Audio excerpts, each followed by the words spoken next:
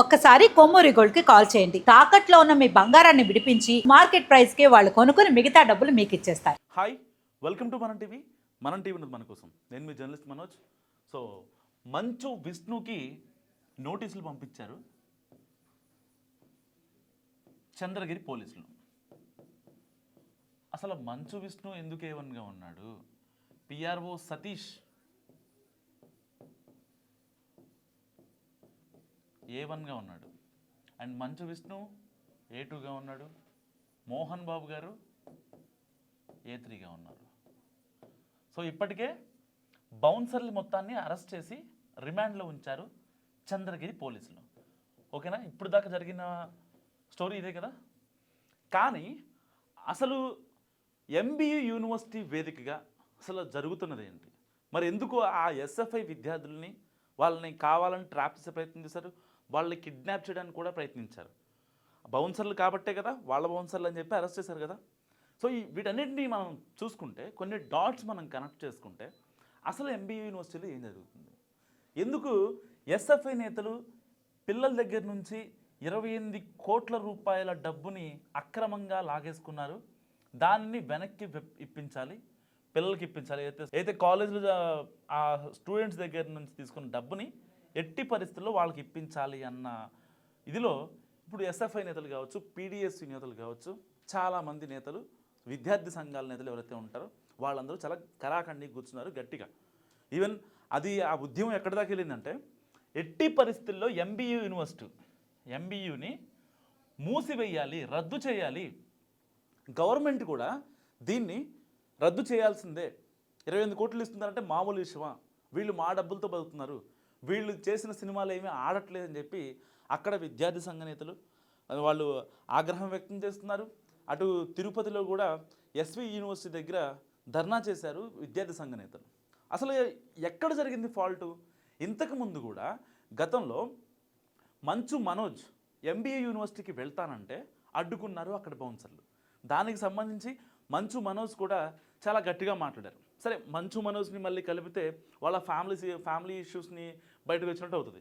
So అంటే వాళ్ళ family ఇష్యూస్తో కాదు ఇక్కడ నేను మాట్లాడేది. ఓన్లీ ఏదైతే SFI నేతలు కావచ్చు, PDSU నేతలు కావచ్చు, ఈ విద్యార్థి సంఘాల నేతల్ని ఎందుకు కిడ్నాప్ చేయించాలనుకున్నారు, దానికి సంబంధించి ఇప్పుడు మంచు విష్ణు గారికి అండ్ మోహన్ బాబు గారికి, PRO సతీష్ గారికి నోటీసులు ఇచ్చారు చంద్రగిరి పోలీసులు.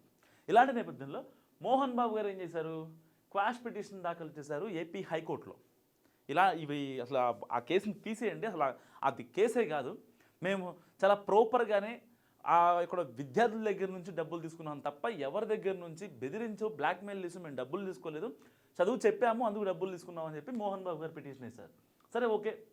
చాలామంది అనుకుంటూ ఉంటారు కలెక్షన్ కింగ్ మోహన్ బాబు గారు అక్కడ యూనివర్సిటీ పెట్టి అందరికీ సేవ చేస్తున్నాడు అనుకున్నారు, కానీ చాలా ఇబ్బంది పెడుతున్నారని చెప్పి మాట్లాడుతున్నారు. సరే, అక్కడే ఇంటర్నల్గా జరిగేవి ఇప్పటిదాకా కూడా ఎక్కడ కేసు కోర్టులు అవ్వలేదు. ఒకవేళ నిజంగా ఇప్పుడు జరిగినట్టు ఏదైతే కేసు ఉందో, వాళ్ళ SFI నేతలు కిడ్నాప్ అయ్యారని, లేకపోతే వాళ్ళని చేసేసి మేము పట్టుకున్నామని చెప్పి బౌన్సర్లు రంగంలో దిగాయని చెప్పి ఇప్పుడు ఒక ప్రాపర్ కేసు ఫైల్ అయింది కదా, ఇప్పుడు దాని ఇన్వెస్టిగేషన్ జరుగుతుంది.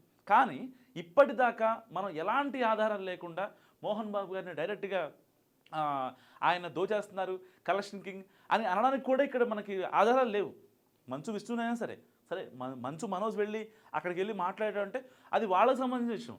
అక్కడ కొంతమంది విద్యార్థి సంఘ నేతలు ఎవరైతే ఉన్నారో మంచు మనోజ్కి ఫోన్ చేసి, లేదు అన్న మీరు మాట్లాడాలి, ఇట్లా చేస్తున్నారు, ఆ PRO సతీష్ ఇంకా విష్ణు అన్న కలిసి, మీ అన్న విష్ణు అన్న ఇద్దరు కలిసి పిల్లల్ని చాలా ఇబ్బంది పెడుతున్నారు, ఎవరైతే ఇంటర్నేషనల్ స్టూడెంట్స్ ఉంటారో లేకపోతే నార్త్ నుంచి వచ్చిన వాళ్ళు ఉంటారో వాళ్ళందరినీ ఇబ్బంది పెడుతున్నారని చెప్పి మాట్లాడితే మంచు మనోజ్ వస్తే లోపలికి వెళ్ళనివ్వలేదు. సో అది కూడా మనం గాల్లో మాట్లాడుకోవడం ఒక రకంగా చెప్పాలంటే అక్కడ జరిగింది. కానీ దాని మీద ఒక ప్రాపర్ కేసు కానీ లేకపోతే పోలీసులు ఛార్జ్ షీట్ చేసింది కానీ ఏదీ లేదు కదా. సో వాళ్ళ ఇంట్లో గొడవల గురించి మంచు మనోజ్ వచ్చారని కూడా కొన్ని వార్తలు ఉన్నాయి. సో అంటే బ్యాలెన్సింగ్గా ఉండాలి. ఇక్కడ ఎవరి మీద వేయటం కాదు, ఎవరిని ఇక్కడ జడ్జ్ చేయడానికి లేదనమాట. సో వాళ్ళ ఇంట్లో గొడవలు జరుగుతున్నాయి. సో ఆ కాన్సిక్వెన్సెస్ ఈ యూనివర్సిటీ మీద చూపించే ప్రయత్నం చేశారనుకోవచ్చు ఒక రకంగా, అంటే నేను అనుకోవడం ప్రకారం. కానీ ఇక్కడ MBUలో ఒక పిల్లల దగ్గర దాదాపుగా 28 కోట్లు లాక్కున్నారు అన్యాయంగా, అక్రమంగా. అది ఎట్లా అంటే, ఇప్పుడు సపోజు ఒక యూనివర్సిటీలో సెమ్ ఎగ్జామ్స్ రాయాలి అంటే దానికి సంబంధించి అటెండెన్స్ కరెక్ట్గా ఉండాలి, 80% ఉండాలి కదా. లేదు వీళ్ళు వచ్చినా సరే, అయితే ఆ స్టూడెంట్స్ కాలేజ్కి వచ్చినా సరే రాలేదు అని చెప్పి వాళ్ళ దగ్గర నుంచి సెమ్కి ముందు అయితే హాల్ టికెట్ ఇస్తారు, ఎగ్జామ్ హాల్ టికెట్ ఇస్తారో అప్పుడు వీళ్ళ దగ్గర యూనివర్సిటీ ఫీజు అని, లేకపోతే డొనేషన్ ఫీ అని, ఇంకా అన్ని అధిక రకాలుగా వసూలు చేస్తున్నారు అనేది అక్కడ ఈ విద్యార్థి సంఘ నేతల ద్వారా వస్తున్న ప్రధాన ఆరోపణ. కానీ ఇప్పటి వరకు ఏ స్టూడెంట్ కూడా, ఇంటర్నల్గా ఉన్న ఎంబీయూలో చదువుతున్న ఏ స్టూడెంట్ కూడా బయటికి వచ్చి చెప్పిన పాపాన పోలేదు. సరే, ఈ కేసులు, కోర్టులు, ఇన్వెస్టిగేషన్ గురించి మనం తర్వాత మాట్లాడుకుందాం. కానీ ఎంబీయూ నుంచి ఏ ఒక్క స్టూడెంట్ అయినా బయటకు వచ్చి నేను ఈ ఎక్స్ట్రా ఫీజు కట్టాను, లేదంటే పలానా దానికి నన్ను ఇబ్బంది పెట్టారు, హాస్టల్కి ₹1,00,000 తీసుకుంటున్నారు కానీ ఫుడ్కి ప్రాపర్గా ఉండట్లేదు, లేదంటే నేను కాలేజ్కి వచ్చాను రాలేదు, నాకు అటెండెన్స్ తగ్గిందని చెప్పి మీరు నా దగ్గర నుంచి ఫీజులు వసూలు చేశారు. అలాంటిది టెక్నికల్ ఎవిడెన్సెస్ తీసుకొని ఎవరైనా బయటకు వచ్చి క్లెయిమ్ చేసుకోగలిగారా, లేదంటే ఒక ఫిర్యాదు చేయగలిగారా? అసలు ఎస్ఎఫ్ఐ నేతలు ఎందుకు కావాలని టార్గెట్ చేస్తున్నారు? దీంట్లో కూడా అంటే ఎస్ఎఫ్ఐ నేతలు టార్గెట్ చేశారు, దానికి సంబంధించి ఈ పిఆర్ఓ సతీష్ మనుషులు ఎవరైతే ఉన్నారో, మంచు విష్ణు బౌన్సర్లు కావచ్చు, అక్కడున్న వాళ్ళకి ఒక వాగ్వాదం జరిగింది. అది ఆ 28 కోట్ల గురించా, లేకపోతే ఇంటర్నల్గా విద్యార్థి సంఘ నేతల ఎఫెక్ట్ ఏదైతే ఉంటుందో ఎంబీఏ మీద పడకుండా చూడనిస్తున్న సతీష్ విష్ణు బౌన్సర్లు ఎవరైతే ఉన్నారో వాళ్ళ మధ్య జరిగిందా? నిజంగా ఎస్ఎఫ్ఐ నేతలు ఎంబీఏలో చదువుతున్న విద్యార్థుల కోసమే ఆలోచిస్తున్నారా, లేదంటే వాళ్ళ రాజకీయం ఎంబీయూ మీద ఇన్ఫ్లుయెన్స్ అవ్వట్లేదని మాట్లాడుతున్నారా? ఇలాంటి చాలా కాన్సిక్వెన్సెస్ ఉన్నాయి. ఒకటి కాదు, ఎంబీఏ యూనివర్సిటీలో చాలా కాన్సిక్వెన్సెస్. దాని చుట్టుపక్కల ఉండే హాస్టళ్ళు కూడా చాలా పెద్ద ఎత్తున మాఫియా నడుస్తుంది. బేసిక్గా ఒక యూనివర్సిటీ ఉందంటే దానికి సంబంధించి బయట స్టేషనరీయో, గ్రాసరీసో, లేకపోతే ఫ్రూట్సో, లేకపోతే చిన్న చిన్న షాపులు ఉంటాయి, ఇలాంటివి ఉంటాయి. అంటే ఒక స్టూడెంట్కి ఏం కావాలో అలాంటివి ఉంటాయి. సరే, నచ్చని వాళ్ళు, యూనివర్సిటీలో నచ్చని వాళ్ళు బయటికి వెళ్ళి హాస్టల్లో ఉంటారు, స్టే తీసుకుంటారు, అది పెద్ద ఇది కాదు. సో అది కొంచెం అడవిల్లోకి ఉంటుంది కాబట్టి దానికి సంబంధించి ఎంబీఏలో సరిగ్గా నచ్చట్లేదు అనుకున్న వాళ్ళు ఒకళ్ళిద్దరు వస్తే, లేకపోతే 10 మందో 15 మందో బయటికి వెళ్ళిపోయి ఉండొచ్చు, స్టేయింగ్ తీసుకోవచ్చు. కానీ అందరూ అంటే తీసుకోరుగా, అంతే కదా. అప్పుడు హైదరాబాద్లో మల్లారెడ్డి యూనివర్సిటీ ఉంది, అందరూ బయట ఉంటారా? ఉండరు. దాదాపుగా 70% హాస్టల్లో ఉంటారు. ఎవరైతే డే స్కాలర్ అవ్వాలనుకుంటారో, హాస్టల్లో ఉండి ఆ బాధలు భరించలేక 10th ఇంటర్ మొత్తం హాస్టల్లో ఉండి ఎవరైతే ఉంటారో అలాంటి వాళ్ళు బయట లైఫ్ని కోరుకుంటారు కాబట్టి వాళ్ళు బయట ఉంటారు అనుకోవచ్చు. కొంతమంది ఇంట్లో వాళ్ళ ఇబ్బందితో, లేదు మీరు ఎట్టి పరిస్థితులు మీరు హాస్టల్లోనే ఉండాలని చెప్పి వాళ్ళ ఇబ్బందులతో కూడా చాలామంది స్టూడెంట్స్ హాస్టల్లోనే ఉంటారు. సో ఇన్ని కాన్సిక్వెన్సెస్లో కేవలం మోహన్ బాబుని, మంచు విష్ణుని కావాలని ఒక భూతంలాగా కలెక్షన్ కింగ్ మోహన్ బాబు డబ్బులు లాగేసుకుంటున్నారు, అక్రమాల రచకాలు జరుగుతున్నాయి, అసలు వాళ్ళకి మూవీస్ లేవు, వాళ్ళ సినిమాలు ఆడట్లేదు కాబట్టే వీళ్ళ దగ్గర కోట్ల డబ్బులు తీసుకుంటున్నారు.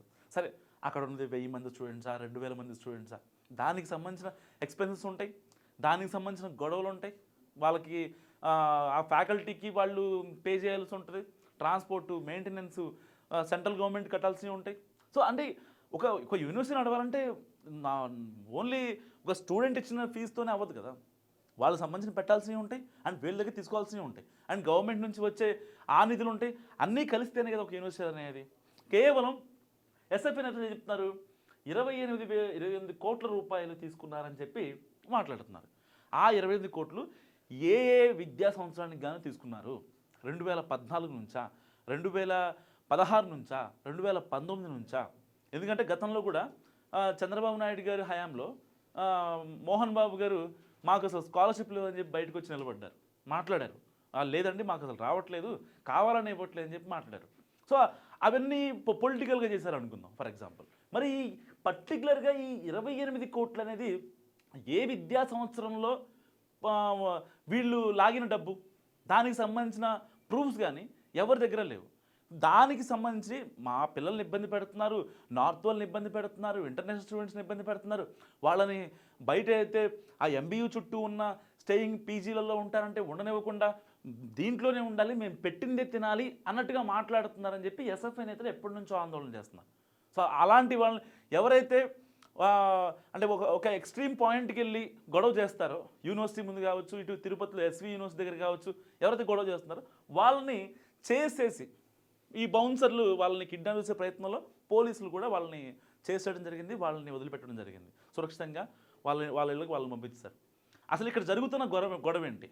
ఎందుకు మరి నిజంగా మోహన్ బాబు గారు వీళ్ళు ఎస్ఎఫ్ఐ నేతలు చెప్తున్నట్టు 28 కోట్ల రూపాయలు నిజంగా విద్యార్థుల దగ్గర నుంచి అక్రమంగా లాక్కున్నారా లేదా ఏంటనేది మరికొద్దిసేపట్లో తెలిసే అవకాశం ఉంది. ఎందుకంటే మంచు విష్ణు గారికి ఇప్పుడే నోటీసులు వెళ్ళాయి. సో ఆ నోటీసులు సర్వ్ చేశారు. దాని తర్వాత ఒక ప్రాపర్ విచారణ జరుగుతుంది.